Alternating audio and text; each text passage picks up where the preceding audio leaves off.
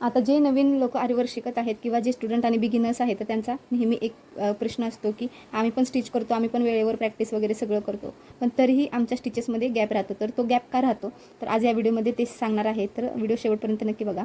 तर गॅप का राहतो, ज्यावेळेला तुम्ही असे स्टिचेस घेतात त्यावेळेला तुम्ही बीड्स जेवढे असतील त्याच्यापेक्षा जास्त स्टिच अशी मोठी घेता.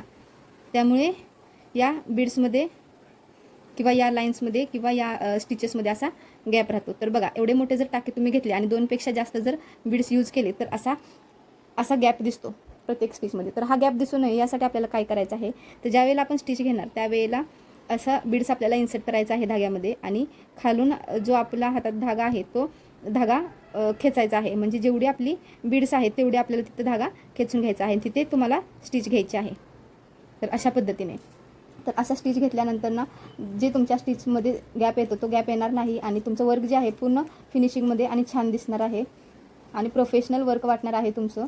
तर त्यासाठी तुम्हाला अशी प्रॅक्टिस करायची आहे. प्रॅक्टिस करताना जर तुम्ही व्यवस्थित प्रॅक्टिस केली तर हा प्रॉब्लेम तुम्हाला पुढे येणार नाही. तर बघा, जसं मी इथं टाके घेते बघा, एकाही टाक्यामध्ये आपला गॅप दिसत नाही. तर अशा पद्धतीने आपल्याला इथे टाके घ्यायचे आहेत. ओके. तर वरती आपण बघितलं की जे आपण स्टिचेस घेतले त्याच्यामध्ये गॅप खूप असल्यामुळे किंवा स्टिचेसमध्ये गॅप असल्यामुळे तुम्हाला इथे गॅप जास्त बघायला मिळाला. तर इथे बघा, जेवढ्या जवळजवळ मी स्टिचेस घेतले तेवढा गॅप कमी दिसतोय.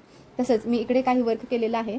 तर हे वर्क पण तुम्ही बघा की एकाही आपल्या बीड्समध्ये ओपन स्पेस दिसत नाही किंवा टाके दिसत नाहीत. बघा, या वर्कमध्ये कुठेही जागा दिसत नाही आपल्याला. तर असंच वर्क जर तुम्हाला शिकायचं असेल तर चॅनलला सबस्क्राईब करा आणि आपला हा नवीन व्हिडिओ येत आहे स्टिच इन परफेक्ट शेप, तोही व्हिडिओ नक्की बघा.